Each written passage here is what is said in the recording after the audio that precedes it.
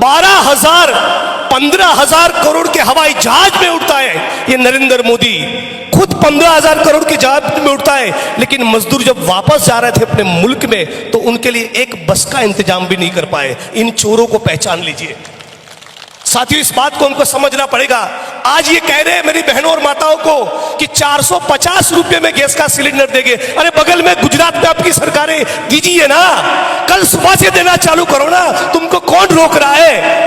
केंद्र में आपकी सरकार है, अनाउंसमेंट कर दो कि कल सुबह से भारत की तमाम बहनों और माताओं को 450 रुपए में गैस का सिलेंडर मिलेगा। चुनाव आया है तो बहनों की याद आई है और ये बहनों के आत्मसम्मान की बात करते हैं। ये न्यूज चैनल के टीवी के डिबेट में जाके मीडिया के लोगों को ये कहते हैं कि राजस्थान के अंदर महिलाओं के ऊपर बहुत अत्याचार हुआ।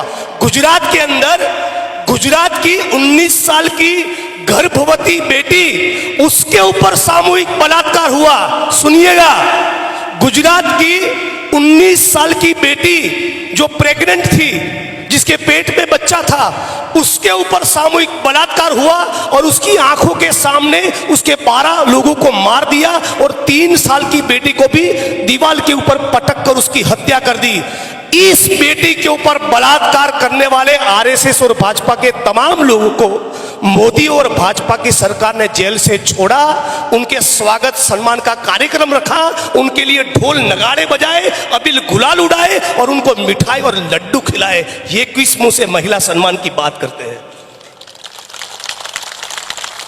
मणिपुर के ऊपर, मणिपुर और मिजोरम जहां पर चुनाव है, क्यों अमित शाह नहीं जा रहे? वहां 56 इंच का सीना क्यों नहीं जा रहा है? वहां मोदी साहब को जाना चाहिए ना। लेकिन मणिपुर में जब हमारी बहनों को नग्न कर पे सड़क पे घुमाया गया तब मोदी साहब एक शब्द नहीं बोले।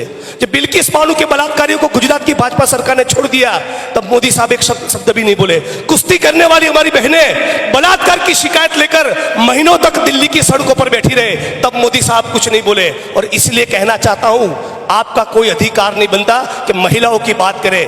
भारत माता की जय का नारा लगाते हैं और बलात्कार करने वाले लोगों के समर्थन में रैलियां निकालते हैं। शर्म से डूब बनना चाहिए भाजपा वालों। और भारत माता से अतुल भाई की एक बात मुझे याद आ रही है, जब देश में स्वतंत्रता का आंदोलन चल रहा था, ज्योतिबा फुले, रामास्वामी पेरियार, डॉक्टर बाबा साहब अंबेडकर, शहीद आजम भगत सिंह, सुखदेव, राजगुरु, अशफाक उल्ला खान, राम प्रसाद बिस्मिल, चंद्रशेखर आजाद, सुभाष चंद्र बोस, ये तमाम लोग, गांधी, सरदार पटेल, मौलाना आजाद, सभी जाति और धर्म के लोग जब स्वतंत्रता के आंदोलन में हिस्सा ले रहे थे, अपने बलिदान देने को तैयार थे, 23 साल की छोटी सी उम्र में भगत सिंह फांसी के तख्ते पर चढ़ गए, तब ये आरएसएस और भाजपा के लोग क्या कर रहे थे? अंग्रेजों की चापलूसी कर रहे थे, अंग्रेजों की मुखबिरी कर रहे थे। भगत सिंह, गांधी, सरदार पटेल और सुभाष चंद्र बोस के साथ गद्दारी कर रहे थे, उनकी खबर अंग्रेजों को पहुंचा रहे थे। हमारे मुल्क के लोग, हमारे सारे नेता, कांग्रेस पार्टी के सिपाही छाती पर गोली खाने की तैयारी के साथ वंदे मातरम और भारत माता का जयकारा करते थे, तब ये दलाल और गद्दार आरएसएस के लोग, भाजपा के लोग क्या कर रहे थे? तब वो अंग्रेजों का पेंशन खा रहे थे, पेंशन। हम जब लोग गोली खाने को तैयार थे तब ये लोग पेंशन खा रहे थे। और ये लोग सड़क पर निकलकर हम लोगों को सिखाए कि राष्ट्रवाद क्या होता है। चाइना हमारी छाती पर चढ़कर बैठा है, हमारे इलाके के अंदर सड़कें बना दी, इंफ्रास्ट्रक्चर खड़ा कर दिया, गांव के गांव बसा दिए, 4600 वर्ग किलोमीटर जमीन चाइना भारत की हड़प करके बैठा है। और ये चोर बाहर जाके विदेश में ये कहता है कि चाइना ने हमारी 1 इंच जमीन नहीं ली। बड़े निकम्मे हो यार।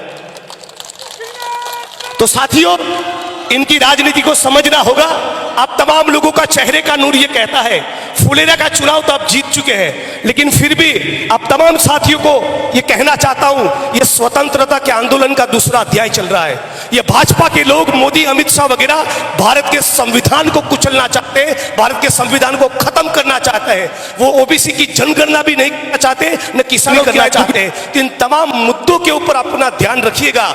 मोदी साहब आएंगे, झूठ बोलेंगे, मंदिर मस्जिद की बात करेंगे, बहकाने की कोशिश करेंगे, लेकिन आपको उस विद्याधर चौधरी को याद करना है जो अपनी सड़क पर उतरता था और कहता था कि हर कीमत पर यहां जिला बनना चाहिए, जो आपकी जिले की लड़ाई लड़े हैं, जो सभी जाति धर्म के लोगों को साथ लगते चले। उस विद्याधर चौधरी साहब को भारी मतों से जिताए। इन्हीं शब्दों के साथ मेरी वाणी को विराम देता हूं।